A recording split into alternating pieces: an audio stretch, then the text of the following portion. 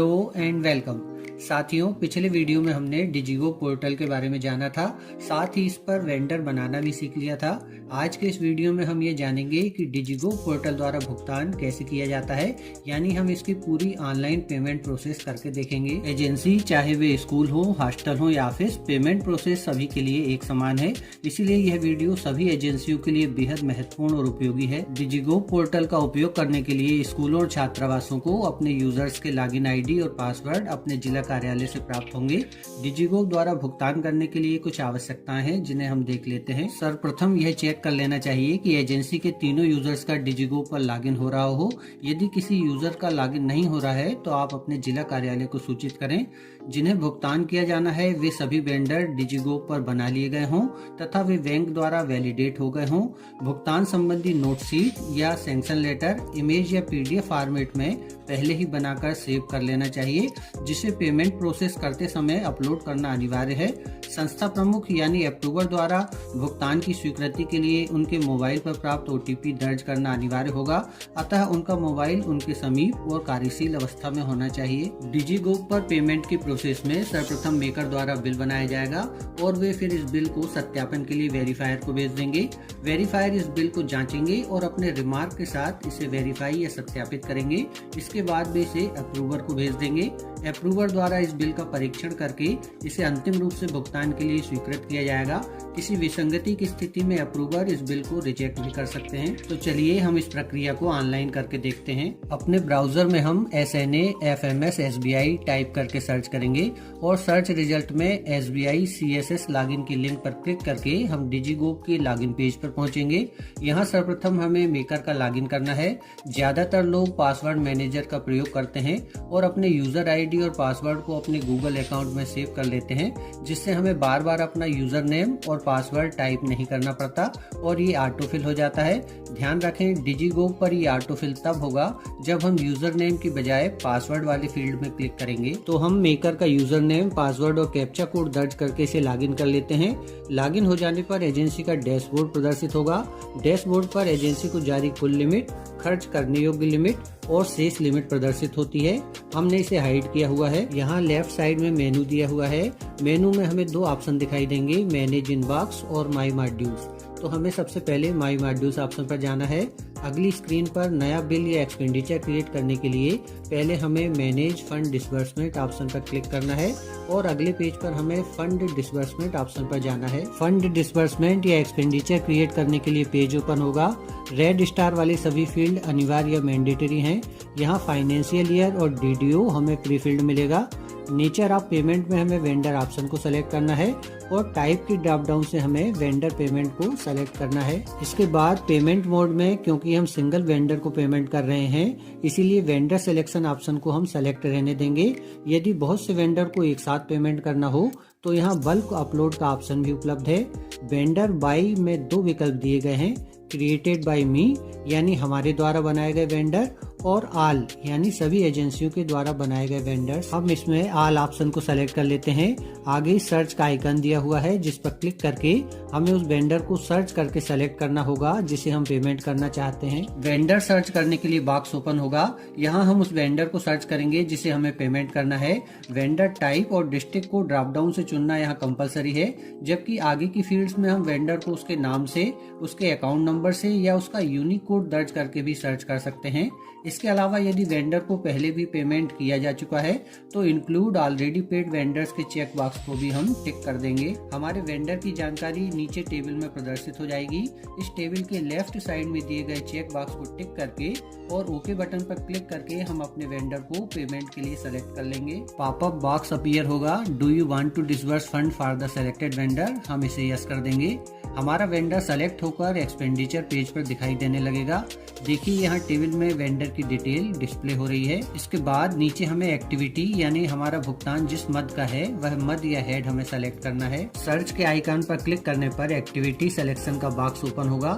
यहाँ प्लस के आइकन पर क्लिक करते हुए हम स्कीम, उसके अंतर्गत अलग अलग हेड्स तथा सब हेड्स ओपन करके देख सकते हैं। चूँकि सभी एजेंसियों को एक्टिविटी वाइज लिमिट जारी होगी, इसलिए यह अत्यंत महत्वपूर्ण है कि हम भुगतान से संबंधित सही एक्टिविटी का चयन करें। व्यय से संबंधित एक्टिविटी सेलेक्ट कर लेने पर वह एक्सपेंडिचर पेज पर प्रदर्शित होगी। साथ ही उस मद में कितनी राशि भुगतान हेतु उपलब्ध है यह एलोकेटेड बजट की फील्ड में हमें दिखाई देगा। इसके बाद नीचे लेटर या ऑफिस ऑर्डर नंबर हमें दर्ज करना है। सैंक्शन डेट डिफॉल्ट रूप में आज की ही सेलेक्ट होती है। हम इसे चेंज करके वास्तविक सैंक्शन डेट प्रविष्ट कर देंगे। दाहिनी ओर हमारी एक्टिविटी से संबंधित लेजर हमें ड्रॉप डाउन से सेलेक्ट कर लेना है। ऐड बटन पर क्लिक करने पर हमारी जानकारी नीचे टेबल में प्रदर्शित होगी। भुगतान की जाने वाली राशि का विवरण दर्ज करने के लिए हम टेबल में दी गई ऐड लिंक पर क्लिक करेंगे। डिडक्शन की विंडो ओपन होगी जिसमें ऊपर हमें ग्रॉस अमाउंट या भुगतान की जाने वाली कुल राशि दर्ज कर देनी है और यदि किसी प्रकार की कटौती की जाना है तो उसे भी हम यहाँ नीचे दर्ज कर सकते हैं। कटौती के ऑप्शन टेबल में दिए गए हैं जिन्हें एरो के साइन पर क्लिक करके हम देख सकते हैं, जैसे VAT, income tax, TDS, education cess आदि। हमारे बिल में कोई कटौती नहीं है अतः हम इसे खाली छोड़ देंगे। नीचे टोटल डिडक्शन और नेट अमाउंट की राशि प्रदर्शित हो जाएगी। दर्ज जानकारी से संतुष्ट होकर हम इसे ओके कर देंगे। टेबल में ग्रॉस अमाउंट और नेट अमाउंट प्रदर्शित होने लगेगा। दाहिनी ओर हमें 2-3 शब्दों में नरेशन दर्ज करना है, यानी यह किस चीज का पेमेंट है। जैसे हमारा बिल टीए बिल है इसलिए हम यहाँ टीए अमाउंट लिख देते हैं। मेकर द्वारा सैंक्शन लेटर या नोट शीट अटैचमेंट के रूप में अपलोड करना अनिवार्य है। यहाँ इमेज या पीडीएफ अपलोड करना सुविधाजनक रहता है। इसके लिए हम अटैच फाइल की नीली लिंक पर क्लिक करेंगे। फाइल अपलोड का बॉक्स अपीयर होगा। ब्राउज पर क्लिक करके हमें अपने सैंक्शन लेटर या नोट शीट की फाइल को सेलेक्ट करना है।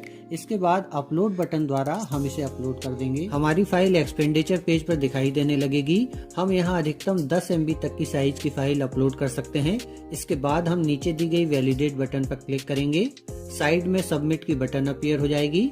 सबमिट बटन पर क्लिक करने पर कंफर्मेशन बॉक्स अपीयर होगा। Do you want to disburse funds, हम इसे यस कर देंगे। Request submitted successfully to checker का मैसेज आएगा और हमारा बिल चेकर यानी वेरीफायर के पास चला जाएगा। यहाँ मेकर का कार्य पूर्ण हो चुका है इसलिए अब हम इसे लॉग आउट कर लेंगे। मेकर द्वारा बनाकर भेजे गए बिलों को आगे प्रोसेस करने के लिए डिजीगो पर वेरीफायर द्वारा लॉगिन किया जाएगा। नए बिल वेरीफायर को मेनू के इनबॉक्स में दिखाई देंगे। हम इनबॉक्स को क्लिक करके ओपन करते हैं। अगली स्क्रीन पर नए बिल हमें रेड कलर से दिखाई देते हैं, जबकि अन्य बिल जो प्रोसेस हो चुके हैं वे ब्लैक कलर के दिखाई देंगे। किसी नए बिल को ओपन करने के लिए वेरीफायर यहाँ डॉक्यूमेंट की नीली लिंक पर क्लिक करके इसे ओपन करेंगे और इसका अच्छी तरह परीक्षण कर लेंगे। बिल में यदि कोई त्रुटि है तो वे नॉट रिकमेंडेड ऑप्शन को सेलेक्ट करेंगे। हमारे बिल में यहाँ सब कुछ सही है इसीलिए हम यहाँ रिकमेंडेड ऑप्शन को सेलेक्ट करते हैं। इसके बाद वेरीफायर को अपना नोट या रिमार्क दर्ज करना है। इसके लिए हम टॉप लेफ्ट में नोट्स ऑप्शन पर जाएंगे और बिल को रिकमेंड करने या नहीं करने के संबंध में अपना रिमार्क दर्ज करेंगे। हमने अपने बिल को रिकमेंड किया है इसलिए हम यहाँ पेमेंट वेरीफाइड लिख देते हैं। वेरीफायर चाहे तो नोट्स अटैचमेंट ऑप्शन में 20 MB तक की कोई फाइल भी अटैच कर सकते हैं, जैसे यदि उन्हें कोई बिल या रिसिप्ट वगैरह अटैच करना हो। हालांकि ये कंपलसरी नहीं है इसीलिए हम इस ऑप्शन को छोड़ सकते हैं। इसके बाद हमें टेबल के लेफ्ट साइड में दिए गए चेक बॉक्स पर और नीचे वेरीफायर के प्रमाणीकरण के चेक बॉक्स को टिक करना है और टॉप लेफ्ट में दिए गए सेव ऑप्शन से हम इसे सेव कर देंगे। बिल को सेव कर लेने के बाद वेरीफायर इसे फाइनल पेमेंट के लिए अप्रूवर को भेजेंगे। इसके लिए हम यहाँ टॉप में दिए गए फॉरवर्ड ऑप्शन पर क्लिक करेंगे। एक मैसेज बॉक्स अपीयर होगा जिसमें बिल के साथ रिसिपेंट या अप्रूवर की जानकारी होगी। सेंड बटन पर क्लिक करके हम इसे अप्रूवर को भेज देंगे। सक्सेस का मैसेज आ गया है और हमारा बिल फाइनल पेमेंट के लिए अप्रूवर के पास चला गया है। वेरीफायर का कार्य यहाँ पूर्ण हो चुका है इसलिए अब हम इसे लॉग आउट कर लेंगे। वेरीफायर द्वारा सत्यापित करके भेजे गए बिलों को अंतिम रूप से भुगतान हेतु स्वीकृत करने के लिए अप्रूवर द्वारा डिजीगो पर लॉगिन किया जाएगा। वेरीफायर द्वारा भेजे गए सभी नए बिल यहाँ मेनू के इनबॉक्स में दिखाई देंगे। हम इनबॉक्स पर क्लिक करके इसे ओपन करेंगे। अगले पेज पर नए बिल रेड कलर में और अन्य बिल ब्लैक कलर में प्रदर्शित होंगे। अप्रूवर द्वारा नए बिल की नीली लिंक पर क्लिक करके इसे ओपन किया जाएगा।